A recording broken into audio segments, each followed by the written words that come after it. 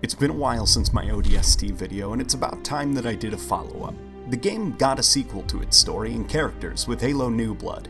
It wasn't a game, it was a book, and it's purposefully written in the same cheesy style of those "I was downing a bottle of bourbon when the Dane walked through the door" type of detective novels. As I read through it, it was even raining, so the pattering on the window helped set the mood right. Due to this not having gameplay, the story is a lot more intimate.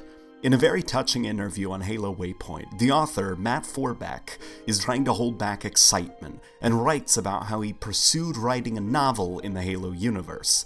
He not only replayed the game multiple times before he even had the writing job, he even studied the gameplay and cutscenes after the fact when he did get the job so that he could make sure he was doing a story sequel to one of his favorite Halo games right.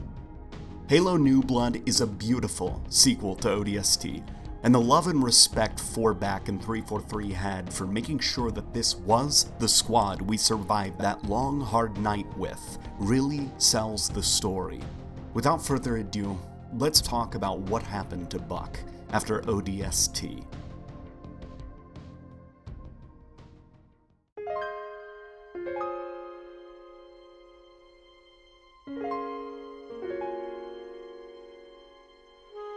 One of the biggest things to take away from this story, from reading Buck's thoughts and his inner monologues, is that Buck is a good man. He has his insecurities, but not about his personal skills, which he definitely trusts, but of things changing. Something that stuck out to Buck is that he found comfort in set routines. Some crave danger and chaos. It makes life a little bit more exciting, but not Buck.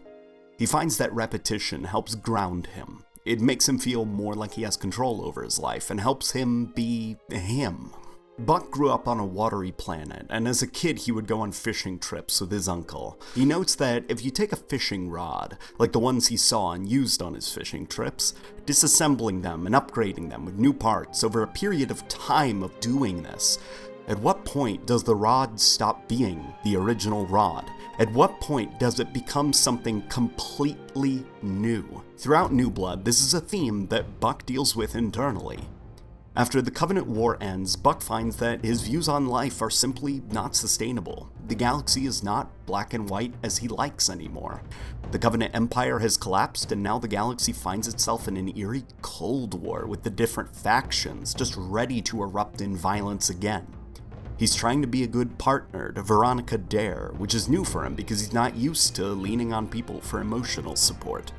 Overall, Buck is very confused and anxious about the direction his life is going in. The story details Buck's early life leading up to his eventual decision post-Halo ODST to lay down his helmet and become a new breed of Spartan soldier.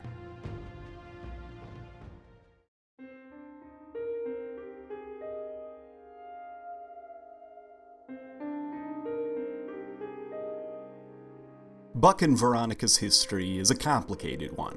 As shown in ODST, their respective jobs mean they clash quite frequently on certain things. But they want to make it work, and they work hard to make it work. Buck doesn't womanize or use his ODST status to score hookups whenever he's on shore leave.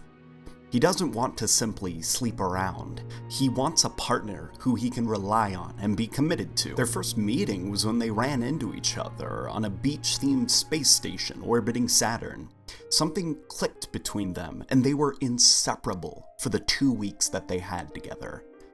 And at the end of the 2 weeks, Buck discovered that she worked in the Office of Naval Intelligence, which are essentially the government spooks of the Halo universe. Creepy, plotting, and definitely the kind to make you disappear in the middle of the night. This caused Buck to assume that she was planted to keep tabs on his mental health, and a fight born from confusion and betrayal ended the happiest 2 weeks of their lives. Veronica obviously wasn't an Oni plant. Her connection with Buck was genuine, but Buck's insecurities and fear of new territory clouded his mind and led him to sabotage his own happiness. The fallout of their cold breakup is even in ODST. Thankfully, the ending of ODST shows that they are going to try at it again and make it work this time. And it is working in this story. Despite the hardships that come with being the partner to someone like Veronica in the Office of Naval Intelligence, Buck is making a conscious effort to allow someone into his life, and he wants a future with her. He wants to see if maybe the great unknown leads to somewhere positive. Unfortunately, he also learns this lesson through a series of personal tragedies.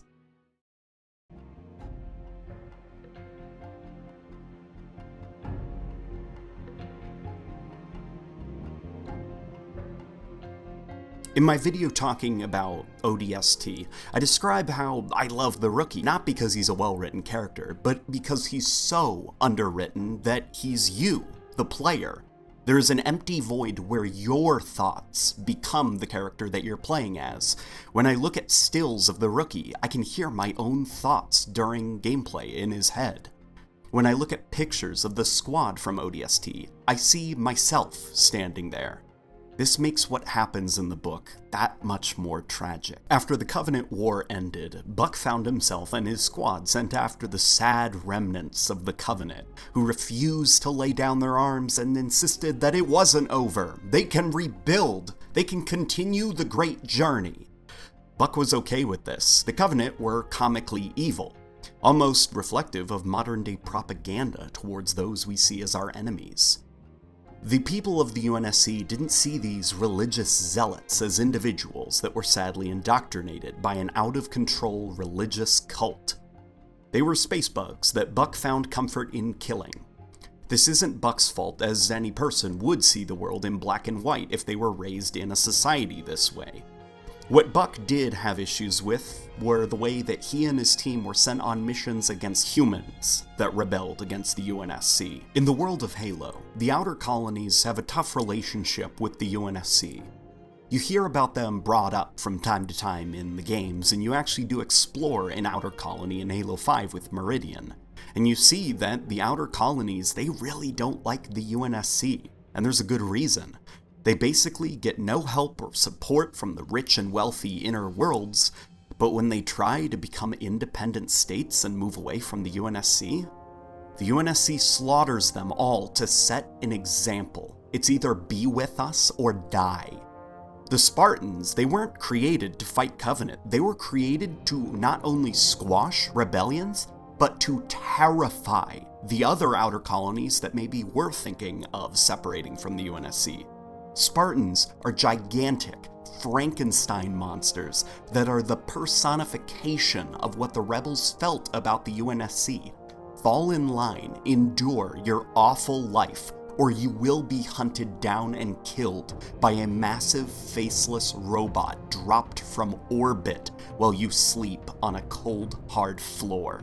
It's easy to forget that this is why the Spartans were originally created, because conveniently the Covenant began attacking the humans very shortly after. But no, the Spartans, they were originally made to terrify and keep outer colonies in line. During a mission to quell an uprising on an outer colony, Buck ordered the Rookie to flank the rebel leader that they had at a stalemate. But sadly, the Rookie was caught and held at gunpoint as a hostage. During this standoff, Buck was forced to face the reality that the world was not black and white. This rebel leader was not a comical villain. This rebel leader was born into poverty and lived a shitty, terrible life, and all that anger eventually built her into the person that she was now. Buck didn't dehumanize her like he did the Covenant, and he was probably expecting to dehumanize the insurrectionists as just comical villains. But he couldn't. He couldn't look at this genuine human being filled with a life of anger and sadness and say, this is just a bad guy. Now, that's not to say that the insurrectionists were taking out their anger in healthy ways. No, they weren't. They were doing awful, monstrous things, but how could you blame the root of their anger when they lived in a world where everyone around them is the enemy? Similar to the UNSC's view on anyone non-UNSC. Buck, before him, saw a cause that viewed the world in good guys versus bad guys, just like he did. This is another thing that caused him to begin questioning his views on the world. Mickey, trying to be a hero, attempted to surprise the leader, but this prompted a reaction from her. In a moment of panic The rookie was shot and killed. The kid under that helmet, you, the player, had one last look at Buck. This is more subjective, but considering Rookie and I shared the same body and experience in ODST the game, I like to imagine that right before the shot snuffed out Rookie's life, his look at Buck was meant to say, "It's okay, this was always a risk," and his body hit the floor. General sentiment in the Halo community is that 343 killed off the rookie just cuz, and before reading this book, I agreed. But now that I've read the book, I feel that his death was actually done incredibly well. It wasn't quick and out of nowhere like Halo 5's Julem Dama. It was done deliberately, and even though the rookie died, the effects of his death lingered throughout the rest of the story. It definitely was not done just cuz. It served a point for Buck's character and the rest of his team. The rookie's death shook Buck's team a lot harder than they expected. Buck internally had to face the facts that his simple way of life, black and white, simply wasn't compatible with the reality of the world, which makes me appreciate this quote from Halo 5 a lot more. I love being an ODST.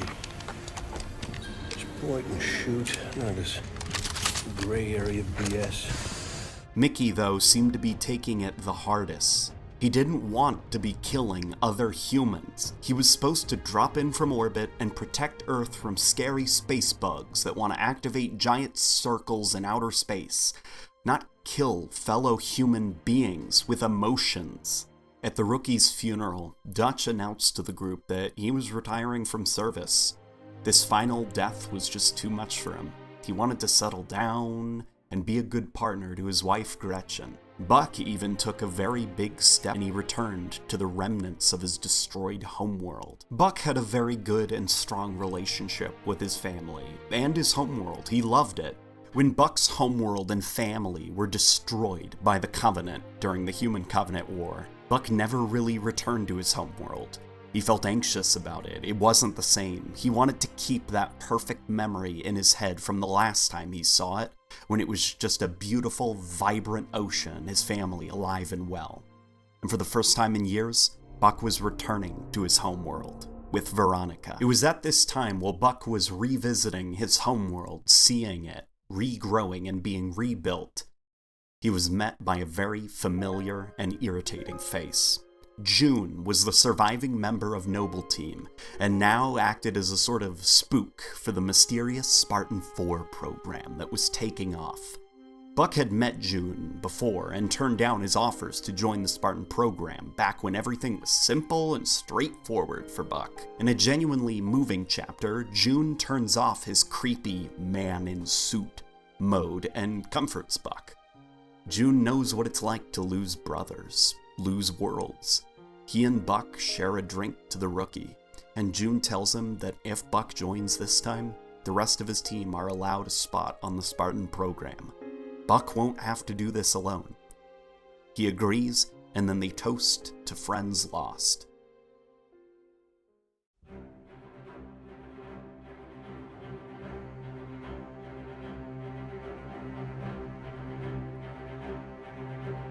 Spartan 4s are a touchy subject when it comes to the Halo games. The idea of the older Halo games where you play as the last Spartan, quote quote, is effective at making a good power fantasy, but it leaves the future of Halo's games and stories very limited. Chief can't possibly do everything, so I can see the creative reasoning behind the Spartan 4s for the Halo brand. Now you can tell as many different stories as you want without needing Chief, which makes the universe and the game's story possibilities endless.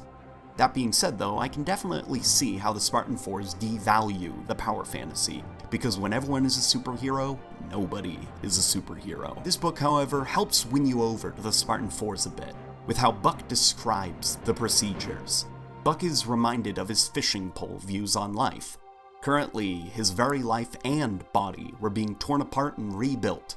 His views on life and physical self were being swapped in and out for new views and new physical parts.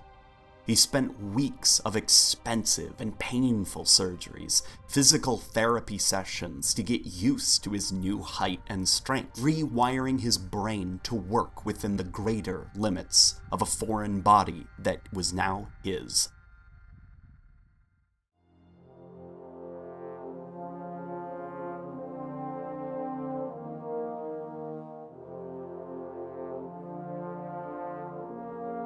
During one of their very first missions as Spartans, they were sent to a rebel-controlled moon in order to rescue a very familiar couple of faces that were being held hostage.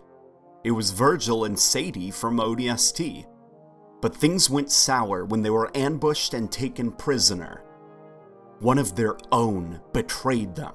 It was Mickey. You see, Mickey was not handling the rookie's death well, and Buck should have noticed. Mickey befriended a secret rebel terrorist during their time in the Spartan 4 program, and this rebel snuck insurrectionists and anti-UNSC propaganda to him. During Mickey's hardest emotional time, this rebel was able to get to Mickey and turn him. Mickey blamed the UNSC for the rookie's death, and he began to see those around him as enemies because of how they didn't openly discuss or even acknowledge the morally gray area of the UNSC's rule over the outer colonies, and how screwed up it was that they went from fighting comical space bugs to killing each other. This terrorist was caught and killed eventually, but Mickey used his own shore leave to attend the funeral and meet the grieving family of the rebel. Mickey decided enough was enough. This rebel had a family and loved ones. These rebels had a right to be free from a state that didn't care about them. Mickey became an insurrectionist. He would help the dead rebel's family trap his former teammates so they could use them as leverage in their war against the UNSC. Romeo was able to get away from his captors, which prompted most of them to go actually chase after him, and this left Buck alone with Mickey and the dead rebel's father. Buck used this chance to launch himself at Mickey, and the two began to violently brawl as the angry father attempted to separate them. As the rage filled Buck, he began to overpower Mickey. He punched him over and over. Suppressed feelings that Buck didn't even know he had began to overwhelm him. He blamed Mickey for the rookie's death, for the chain of events that led to his life falling out of rhythm. He beat Mickey so hard that his visor shattered. For a brief second, Mickey called Buck by his name. "Gunny, wait!" Buck saw the scared and sad eyes of his friend, tears and blood smeared all over his face through the broken visor. But Buck didn't care. Mickey betrayed the team, betrayed his friends. Buck knocked Mickey out and then proceeded to take out the dead rebel's father as well. As Romeo entered the insurrectionist base to save Virgil and Sadie, Buck just sat with a gun and waited for Mickey to wake up, deciding whether or not to just shoot his old friend in the head. When Mickey eventually did come to, he began sobbing and begging his old friend to just kill him, since his life was now over. This chapter was incredibly powerful. I was very surprised by it, because as Mickey sits there with a bloodied and broken nose, tears streaming down his face, you get the sense that he wasn't crying because his plan failed and he was caught, but because some part of him deep down inside knew he betrayed his own values, his own friends, and this horrified him. Mickey was one side of the fishing pole debate. He was a different person now. All the parts inside of him, emotional and physical, were replaced, and now he's no longer Mickey. While Buck represented the other side of the debate, he was still the same Buck, because at the end of the day, Buck decided he wasn't gonna kill Mickey.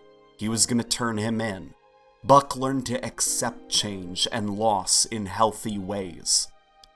Mickey was brought in as a traitor to the UNSC, and Buck just wondered if maybe the Spartan 4 program was flawed due to the human element attached to it. They simply weren't as amazing as the Spartan 2s.